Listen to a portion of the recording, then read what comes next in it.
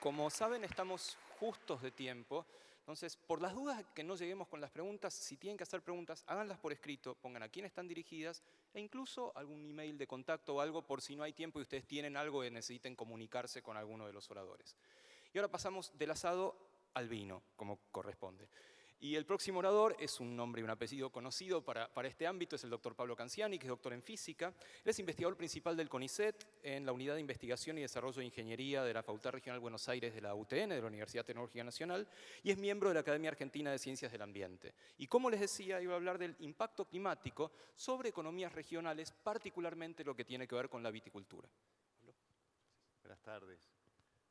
Las economías regionales, en buena parte de nuestro territorio, dependen de una actividad agrícola que es distinta de lo que estamos acostumbrados a ver acá en la Pampa Húmeda, que es el sector frutícola. El sector frutícola, sea en Entre Ríos, por ejemplo, y la cuenca del Plata, cítricos, frutos de pepita, frutos de carozo, la vid, representan importantes actividades en distintas regiones del país y son también generadoras de cadena de valor.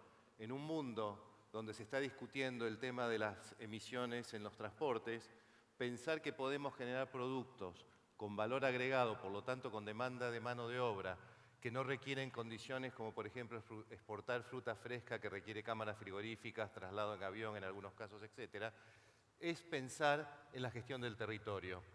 Y en esa gestión del territorio muchas veces nos olvidamos de pensar que el clima, ese bien común que tenemos que no vemos, del que todos somos responsables, es un recurso esencial de la economía argentina. Pensemos que el grueso de nuestra economía depende de la actividad agropecuaria y del turismo. El turismo también requiere de un buen clima. Entonces, hablar de estos temas es fundamental, y hablar de estos temas que generen demanda de mano de obra y que también tenemos que pensar que actividades como la manzana, la pera, la vid o el olivo mismo son actividades de raigambre cultural. O sea, si yo le saco el Malbec al mendocino, me asesina. Entonces, tenemos que pensar también que estamos hablando de adaptación de culturas, no solamente de adaptación de bienes productivos. Y muchas veces, cuando yo empiezo a hablar del tema de clima y vid, me dicen, así que vos trabajás en clima vid, qué piola que sos. De hecho, yo nunca vi ningún bodeguero que me regale una caja de vinos todavía, pero bueno, espero que en un futuro se dé. ¿Por qué trabajamos con la vid?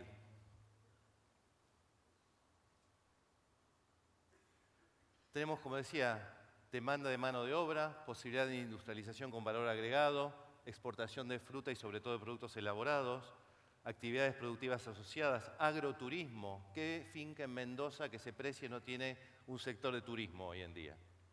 Tenemos el tema de la cultura. Hay una bodega muy conocida que tiene una asociación entre arte y las cosechas que hace con etiquetas hechas por artistas de la zona. Tenemos toda una relación de la música, del arte, etc. O sea, estamos hablando de cosas que hacen a un tema transversal. La vid se toma como indicador porque es una planta que está en todo el mundo, en casi todas las regiones climáticas.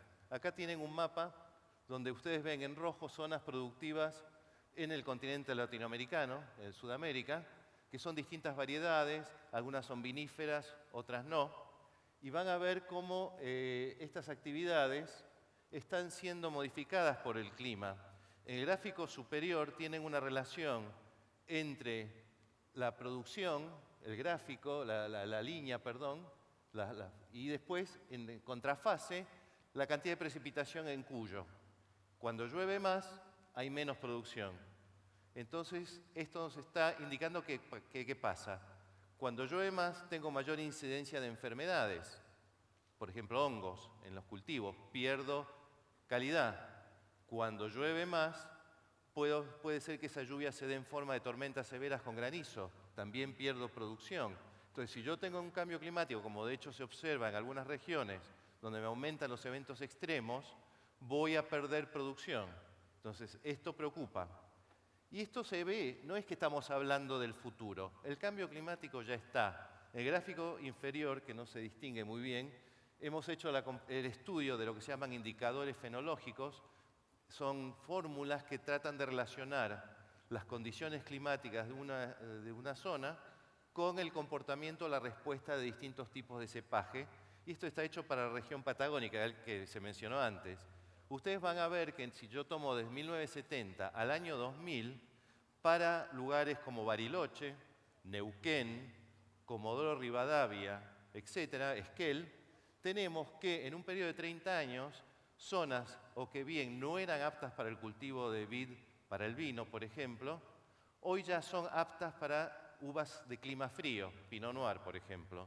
Y hay otras zonas como el valle de San Patricio del Chañar, la zona de San Patricio del Chañar, cerca de la ciudad de Neuquén, pasaron de ser zona de uva fría a ser zona de uva casi cálida.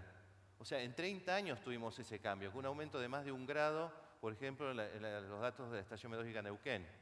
Entonces, esto nos está indicando que hay que trabajar, porque en muchas zonas de Argentina todavía no se ha actualizado la zonificación oficial que se usa. Es una zonificación que data del año 75, de Zuloaga y Zuloaga. Tenemos distintas evidencias, por ejemplo, en los gráficos acá que están en lila, vemos cómo para estaciones de Mendoza ha cambiado el comportamiento de indicadores fenológicos. Tenemos en la columna del medio la fecha de brotación. Se está adelantando la fecha en que brotan las plantas y también se está adelantando la fecha de cosecha, hasta 10 días en algunas regiones del llano mendocino. ¿Y esto por qué es importante? ¿Por qué? Porque cambia una cosa fundamental con la temperatura, que es el tenor azucarino. Si yo tengo demasiada azúcar, voy a tener un vino demasiado alcohólico. Entonces el productor tiene otro costo adicional, que es sacar el alcohol que se forma durante el proceso de vinificación, porque no es un producto que cumpla con las normas de comercialización y especificidades del vino que da el Instituto Nacional de Vitivinicultura. Pero tenemos otro problema. El hecho que la baya madure mucho más rápido le cambia cuestiones químicas, aspectos químicos fundamentales que hacen a la calidad de la uva, sea uva de mesa, sea pasa de uva, que dicho sea de paso es un importante complemento dietario para combatir la desnutrición infantil, que es el fuerte de la provincia de San Juan. Y ese cambio de balance entre distintas componentes que hacen a la calidad del producto hace que tengamos un producto de inferior calidad. En Mendoza, por ejemplo, hoy se está dando un movimiento de muchas fincas subiendo a la cordillera. Ya tenemos plantaciones de vid a 1.000, 1.500, 2.000 metros, inclusive 2.500. Pero eso les trae otro problema. Aumenta naturalmente la radiación ultravioleta porque hay menos espesor atmosférico, con lo cual les aumenta el tenor azucarino. Entonces tienen que entrar en la química para reemplazar este inconveniente que les da el cambio de ubicación para tener temperaturas menores. En el gráfico de la otra punta tienen la fecha de brotación de distintas varietales y van a ver algo interesante. Acá la vid me está sirviendo como un indicador de variabilidad climática. En 1990 se observa claramente sobre el hemisferio sur un cambio en los patrones de circulación que también se ve en la estratosfera, en la capa de ozono y el agujero de ozono. Y lo podemos detectar en la vid. ¿Y en el futuro qué vamos a tener? Bueno, tomando escenarios de cambio climático, en este caso para estaciones patagónicas de vuelta, hicimos los cálculos de estos indicadores fenológicos y lo que vemos es que hay zonas que hoy son productoras de vid, Neuquén por ejemplo, que si se cumplen con las peores o las proyecciones medias de cambio climático, para el 2090 no van a ser más zonas de producción de vid. Lo que tenemos que hacer es entonces trabajar en adaptación.